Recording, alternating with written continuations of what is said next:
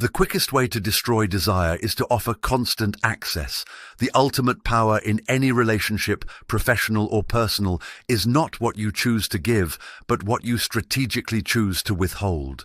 We are living in the age of relentless availability, a psychological prison where our phones have trained us to believe that accessibility equals virtue and instantaneous response demonstrates commitment. This is a profound and fundamental lie, a silent killer of respect, mystique, and deep, enduring attraction. The paradox of absence dictates this. The closer you draw, the less gravity you possess.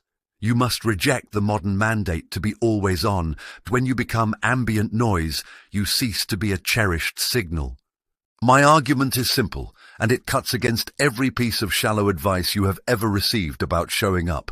True devotion, magnetic attraction, and long-term respect are not earned through constant presence, but through the calculated, strategic removal of yourself from the immediate environment. The goal is not just to be missed, it is to force the other person, be they a romantic partner, a colleague, or a massive audience, to confront the terrifying, empty void your absence creates. This void is the only place where they can accurately measure your true worth. If you are tired of the shallow, transactional nature of modern connection and you crave the deeper, darker truths of human psychology and motivation, then consider subscribing right now. We delve into the mechanisms the world refuses to acknowledge. We confuse being needed with being desired. Being needed is transactional. It is the low-level utility of an item you require to complete a task. Being desired is existential. It is the craving for a fundamental element of well-being that only you can provide. The person who is constantly present becomes a guaranteed resource, and the human brain is pathologically incapable of appreciating guaranteed resources. This is psychological entropy. When value is assured, attention decays. Think of the oxygen you breathe. You do not appreciate it, you do not worship it, because it is always there, abundant and assured. But imagine standing at the edge of a vacuum, and suddenly that invisible guarantee becomes the single most valuable thing in the universe. That vacuum is precisely the space you must learn to create. Absence is not a tool of childish games. It is the foundational mechanism of perceived value. It forces the recipient out of passive consumption and into active pursuit. When you step back, you stop being the giver and become the prize. You shift the psychological burden of work onto them, prompting them to initiate, to pursue, and to reaffirm the connection. This reversal of effort is essential for building respect. If they never have to chase, they never develop the respect for the difficulty of the catch. The person who is always available teaches the world that they have no boundaries, no prioritized internal life, and, crucially, no necessary distance. Distance is where power resides. The dark truth of human psychology is that we are driven far more powerfully by the fear of loss than by the pleasure of possession. If you want someone to commit, truly and irrevocably, you must allow them to experience the sharp, unsettling terror of your potential departure. This is not cruelty, this is calibration. When you are always there, they only register the comfort of your presence. When you are gone, they register the discomfort of your absence, and discomfort is a far stronger psychological motivator. This discomfort triggers the fundamental human drive for homeostasis, meaning they must take active steps to restore the equilibrium, which requires bringing you back into focus. This is the central engine of enduring attraction, ensuring that the cost of your absence always outweighs the effort of your presence. Therefore, you must cultivate a life so complex, so intrinsically valuable, that your availability must be a carefully rationed commodity. If your entire orbit revolves around the other person, the perceived value of your time plummets to zero, because they own your orbit. But if your orbit is vast, rich, and independent, then the moments you choose to intersect with theirs become highly weighted events. The scarcity must be real. It must be born from genuine self-prioritization, not manufactured scarcity designed merely to trick them. The strategy of absence only works when you have something meaningful to be absent for. If you disappear simply to sit around waiting for them to call, your absence is hollow, and they will detect the desperate vacuum you leave behind. Instead, fill your time, expand your scope, and make your world inherently valuable. Your absence, then, is not a punishment, but a byproduct of a powerful magnetic existence they wish to share. This brings us to the core pathology of why people suffer under this dynamic, the terrifying power of intermittent reinforcement. What happens when you become a carefully rationed commodity is that you transform into a human slot machine. Certainty is the enemy of obsession. If the reward, your attention, your time, your affection, is guaranteed every time they pull the lever, the brain quickly registers it as predictable and the dopamine response diminishes. This is why stable, safe relationships are often perceived as boring. But when the reward is variable, sometimes you are deeply present, sometimes you are completely absorbed in your independent orbit, that uncertainty creates a powerful, inescapable addiction loop. The brain begins to prioritize the pursuit not of you, but of the possibility of you. They are not chasing a predictable outcome. They are chasing the unpredictable, thrilling rush of the reward being delivered. This is the dark, uncomfortable mechanism that controls all behavioral addiction, whether it's gambling, doom scrolling, or the desperate pursuit of the person who keeps them guessing. This insight is difficult to swallow because it implies that our highest forms of intimacy are often rooted in the same neurological loops that govern pure, unthinking compulsion. If you find these hidden gears of human psychology compelling, the ones that truly dictate behavior, not the pleasant lies we tell ourselves, then hit that subscribe button right now. We only deal in the uncomfortable truths here, and you will not want to miss the ones still coming.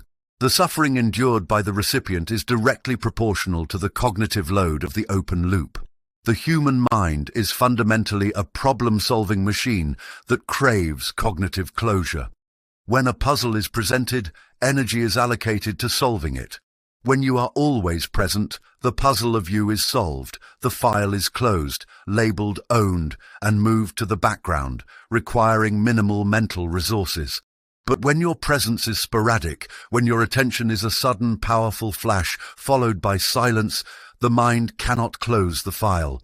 It remains perpetually open, demanding constant processing power, generating that low-level hum of anxiety that we mistake for deep affection. The pursuit of the scarce resource becomes an unavoidable project of mental hygiene. They are not merely trying to secure your attention, they are desperately trying to resolve the internal equation you represent so they can finally turn off the noise. The tragedy is that the very resolution they seek, your permanent, predictable presence, would instantly kill the desire that keeps the pursuit alive. This is the psychological paradox. The only thing that sustains the addictive desire is the distance that causes the anxiety. The moment you remove the variable reward schedule and become wholly available, the pursuing brain achieves closure, allocates the energy elsewhere, and the intense desire collapses. It's like watching a hunter who obsessively tracks a rare beast, dedicating years to the chase. If that beast suddenly walked into their living room and sat quietly on the couch, the hunt is over, and with it, the defining purpose of their obsession. The deep, often painful connection that binds people to the unavailable is not born of love, but of egoic striving. We confuse the struggle of acquisition with the value of the prize. If securing this difficult, complex, independent person requires exceptional effort, then securing them validates the pursuer's self-worth. It allows them to tell themselves a powerful, self-affirming story. I am worthy of the difficult prize. This chase becomes a project of self-actualization, and the anxiety of the open loop is merely the fuel. This explains why attempting to reassure an anxious partner with constant availability backfires so violently. When you provide certainty in the face of anxiety, you are attempting to apply a logical fix to a structural psychological addiction. You are trying to offer a stable meal to someone addicted to the exhilarating volatility of the gamble. They interpret your certainty not as love, but as weakness and low value, because if it were truly valuable, why would it be so easy to possess? The relationship then descends into a vicious cycle. The pursuing person escalates their demands for reassurance, demanding more certainty, and the available person provides it, lowering their perceived value further, until the available person feels depleted and the pursuer feels simultaneously secured and utterly bored. If you want to dive deeper into the uncomfortable mechanisms of power, vulnerability, and status that shape modern relationships and society, then take a moment to subscribe. Your support is what allows this level of unfiltered analysis to exist outside the usual comfortable narratives. The ultimate tragedy is that the person who lacks internal boundaries, who is always ready to drop their life for the other, is projecting their own emptiness onto the relationship. Their availability is not generosity. It is a desperate search for external validation to fill the internal vacuum. Their entire identity is structured around being needed, and they mistake dependency for intimacy. The person who fears their own absence, who cannot bear to be alone, teaches the world that their time is worthless and that their internal world is barren ground, not fertile soil. This is the unavoidable verdict. True attraction is never born from dependency, nor is it sustained by convenience. It is fundamentally generated by respect for a deeply cultivated self, by the gravity of an independent orbit, and by the primal fear of losing something that is demonstrably whole without you. The power does not lie in how tightly you hold someone, but in how confidently you can let them fear your departure. Therefore, the only ethical and enduring path to maintaining magnetism is to focus ruthlessly on becoming the most interesting, challenging, and intrinsically valuable person in your own life. Only then does your presence become a gift, and your absence a profound consequence. If these difficult truths resonate with your own experience, and you believe in supporting content that dares to expose the deeper psychological mechanisms at work, subscribe now and join a community dedicated to ruthless self-awareness. The entire mechanism of self-worth is exposed in the subtle economics of opportunity cost. The truly high-value individual is not merely busy, they operate with a demonstrably high opportunity cost. This means that every moment spent engaging with them, every text replied to, every shared hour, every favor granted, is implicitly understood to be a moment diverted from some other highly profitable, deeply rewarding, or fiercely competitive endeavor. Their time is not merely a segment of the day, it is a limited, expensive resource, and the recipient instinctively understands that receiving it is a privilege, not a default setting. The available person, conversely, operates at near zero opportunity cost. They have convinced the world, through their quick responses and automatic accommodations, that whatever they were doing was less important than the interruption. They have inadvertently announced that their internal priorities are secondary to the external whims of others, and it is here, in the quiet, unforgiving calculus of consequence, that all perceived respect evaporates. To observe this process in its most brutal and undeniable form, look no further than the psychology of a failed relationship, specifically the moment the chaser realizes their pursuit is definitively over.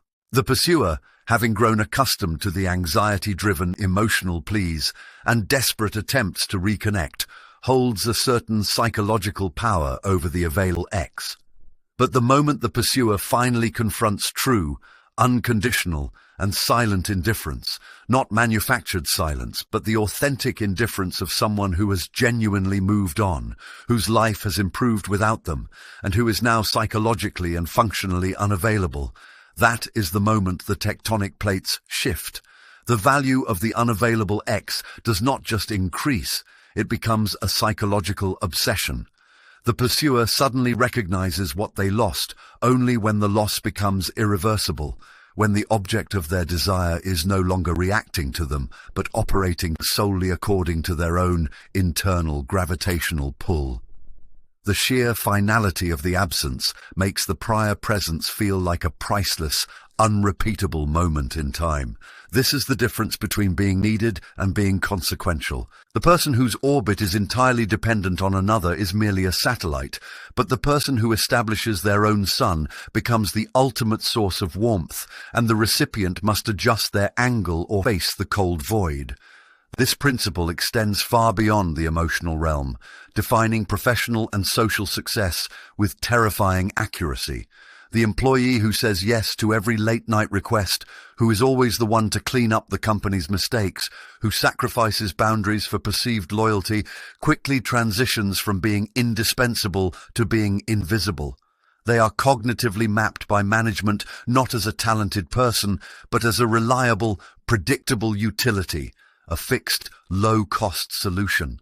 The system begins to rely on their availability the way a spoiled child relies on a tireless parent. They stop offering raises or praise because the cost of replacement is deemed low, and the resource is perceived as infinite. True power in any hierarchy, social, romantic, or corporate, is demonstrated by the ability to strategically deny access, to create an authentic friction point that confirms your value. If you want to understand the levers of influence and the hidden status games that govern every interaction and ensure you are operating from a position of strength, you must continue to analyze these uncomfortable truths. If you haven't yet, now is the time to subscribe and join us in dissecting these deep, often hidden psychological patterns. The mistake the highly available person makes is believing that their continuous presence is a gift of intimacy. It is not. It is a slow, methodical desensitization process. The human mind is exquisitely engineered to ignore the things it expects to be there. The background hum of the refrigerator, the air we breathe, the sun rising.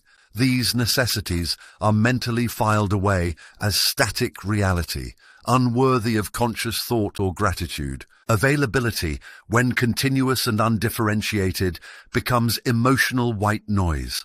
The person who is constantly present moves from the foreground of attention into the background infrastructure of the other person's life. They are no longer seen as a dynamic, autonomous human being with choices and a complex internal landscape, but as an environmental feature, a supportive fixture whose removal would be inconvenient but not devastatingly consequential. This cognitive blindness, the inability to appreciate what is always there, is the direct reward for those who offer zero friction and zero consequence. They become victims of their own unconditional devotion. The ruthless self-awareness required to break this pattern means accepting a difficult truth. You must risk offense to gain respect. You must allow others to experience the sharp discomfort of your absence, not as a manipulation tactic, but as a byproduct of the genuine, unavoidable demands of your own cultivated life. This forces the recipient to move past mere dependency and into the realm of genuine admiration and strategic consideration. They are compelled to value you not for what you give, but for the fundamental, non-negotiable quality of what you are. The ultimate and final verdict on the psychology of attraction is that you must first become a consequence in your own right, a force whose removal necessitates a complete recalibration of the world it leaves behind. Only then can you truly offer your presence as a chosen intimacy rather than a negotiated resource. If this kind of unforgiving, analytical look into the gears of human behavior resonates with you, make sure you are subscribed, become a part of this community, and never stop demanding the deepest truth. We are fed a constant saccharine lie by the cultural apparatus, the lie of absolute unending comfort within partnership. This myth insists that true devotion means the total erasure of friction, the immediate mitigation of all discomfort, and the willingness to absorb every burden, no matter how toxic, with a beatific smile. This is not the psychology of successful human bonding. It is the blueprint for self-immolation. It is the toxic spiritual inheritance of a romantic tradition that elevates the martyr to sainthood, confusing self-annihilation with genuine commitment. The person who attempts to live up to this ideal becomes a psychic anesthetic, a dulling agent used to mute the unavoidable suffering and existential demands of the other person's life. When you function solely as a buffer between another person and reality's harsh edges, you cease being a lover or a partner and become, fundamentally, a utility.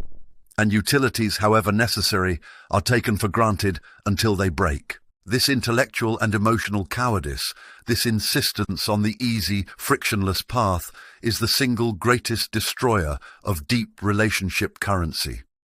We must aggressively reject the notion that sacrificing one's own sovereignty is the prerequisite for intimacy. True intimacy is not the dissolution of two selves into one murky mass. It is the difficult, constant negotiation between two fully formed, autonomous sovereigns who choose, daily, to share their borders. If you are finding this kind of uncompromising analysis unsettling, if it is forcing you to look at the foundational assumptions of your own relationships with a painful clarity, please take a second right now to subscribe.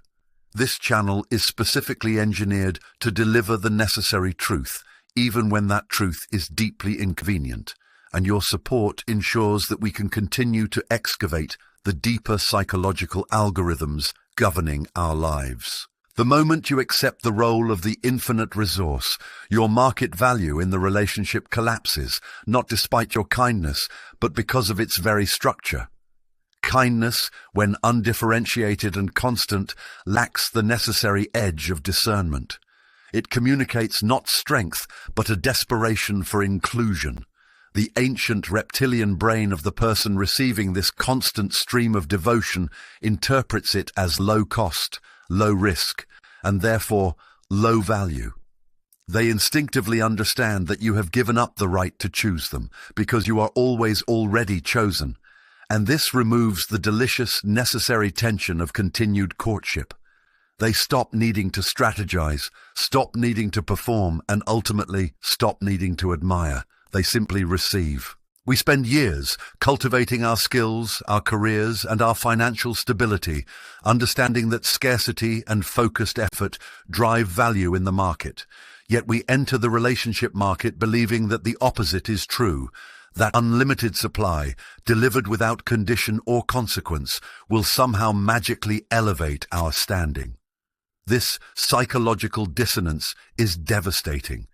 It is time to treat your own presence, your time, and your emotional energy with the rigor of a highly prized commodity. This is not cynical. This is simply honest accounting. You are not required to play games of manufactured scarcity or manipulative withdrawal. That is a cheap parlor trick for the emotionally stunted.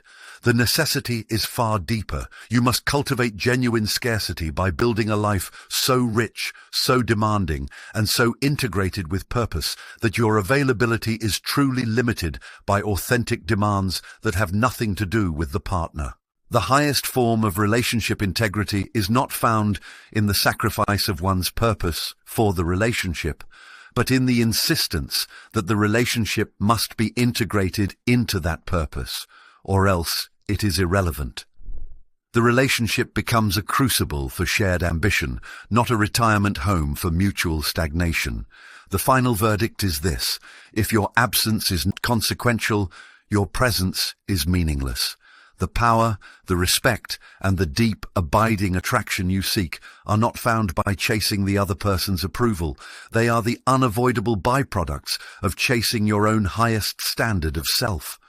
Only by becoming non-negotiably whole, truly difficult to replace, and genuinely focused on a mission beyond the confines of the partnership can you ever offer anything of lasting value to another soul.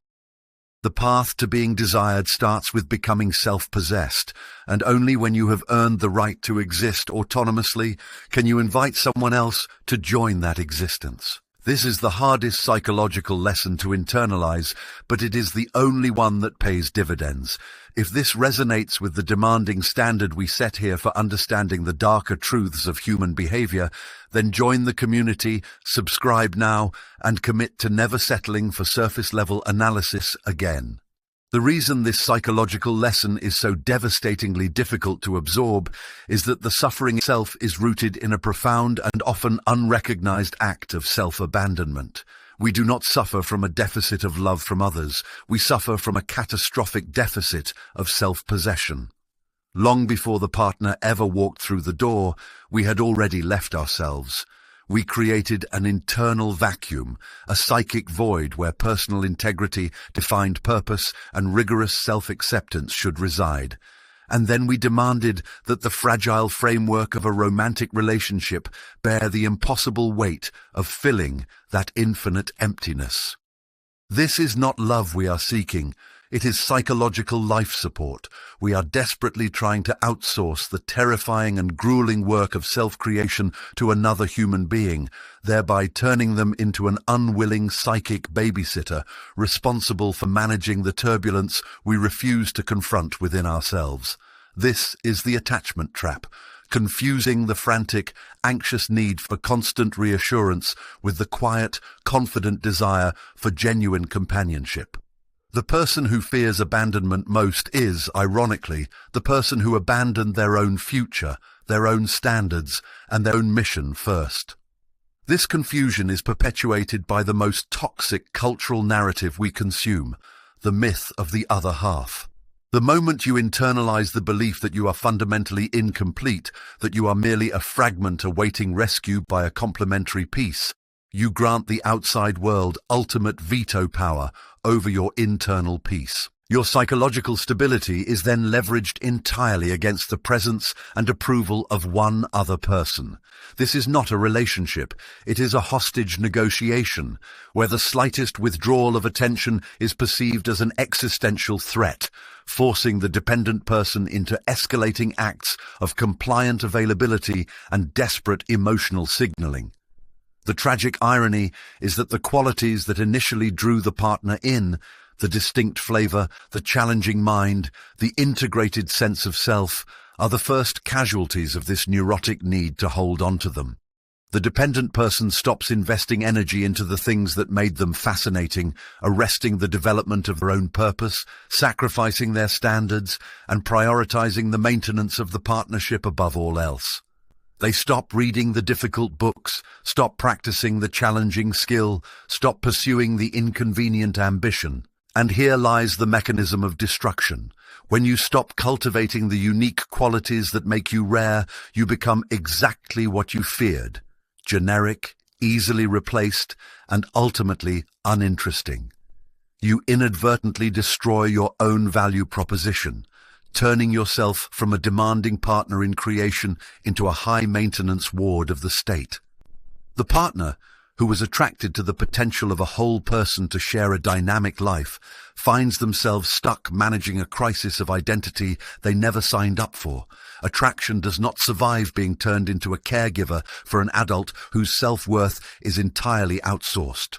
Respect vanishes the moment the other person realizes that your availability has ceased to be an honor and has become instead the default, low-cost baseline of your existence. The only way out of this psychological prison is to rigorously reclaim the internal territory you abandoned. You must become the primary source of your own validation, not just theoretically but functionally, through disciplined action toward a purpose that transcends the confines of any single relationship. The relationship then ceases to be a functional requirement for your survival and becomes a powerful optional supplement to an already rich and thriving life. Until you can genuinely look at your life and know with deep certainty that you would thrive and continue to grow even if the partnership dissolved tomorrow, you are not truly free to love. You are merely attempting to mitigate fear. The fundamental truth we must finally accept is that love is not a solution to emptiness. It is a reward reserved for wholeness. You cannot successfully build a dynamic union until you have perfected the structural integrity of the single unit, yourself. Dependency is not love. It is psychological debt, and every attempt to pay it off using the finite resources of another person only drives you further to spiritual bankruptcy. We spend our lives trying to find the one person who will make us feel safe, not realizing that the only genuine permanent safety is the one you construct within your own mind through the persistent, undeniable evidence of your competence and self-respect. True love, the kind that elevates rather than suffocates, is only accessible to those who do not require it for their survival, those who can look at the other person and genuinely say, "I am here because I choose you, not because I am afraid to be alone." If you are here simply to mitigate the terror of your own non-existence, you will fail, and you will eventually ruin the very thing you sought to protect. The tragedy of modern relationships is that we have mistaken emotional need for deep connection, prioritizing comfortable vulnerability over challenging integration. The verdict is this: until you possess something robust and challenging that the world requires of you, your relationship will collapse under the weight of your own identity crisis. The great irony of attachment is that the tighter you cling, the more you ensure separation. The moment you achieve total psychological self-reliance, the moment you become willing to walk away from anything that degrades your core being, is the precise moment you become magnetic, untouchable by fear, and finally capable of genuine, non-negotiable love. The universe respects power. It does not reward neediness. Stop asking to be filled. Start filling yourself. If you believe that these are the conversations worth having, that truth is more valuable than comfort, then subscribe now. Join this community of people who are committed to the brutal work of self-creation. The ultimate secret to a thriving partnership is not fusion, but the vigilant defense of two separate, complete universes. Your primary relationship is with your own integrity. Everything else is secondary. The person you choose should be an expansion of your already established reality, not the unstable foundation upon which you frantically build it. Dependency is a psychic poison that convinces you that dissolving your boundaries is the same as intimacy. It is not. It is merely the mutual surrender of personal responsibility, a collective delusion that two half-people somehow constitute a whole. The true test of love is not how desperately you cling to the other person, but how gracefully you hold your own ground when the rest of the world demands you collapse. Stop outsourcing your sanity. The only fortress that will never fall is the one you build with discipline, competence, and a profound disinterest in external validation. This solitary strength, this refusal to break, is the most powerful love letter you will ever write, both to yourself and to the one person who is finally worthy of meeting you there. Because when you become whole, you don't look for a partner, you look for an equal. You look for someone who has also survived the terror of their own existence and come out stronger. Until then, you are not looking for love. You are simply seeking a hostage against the silence. If you are willing to face the difficult mirror of truth and engage in this lifelong process of self-refinement, then subscribe. Join the few who understand that the deepest connection starts with the deepest self-possession.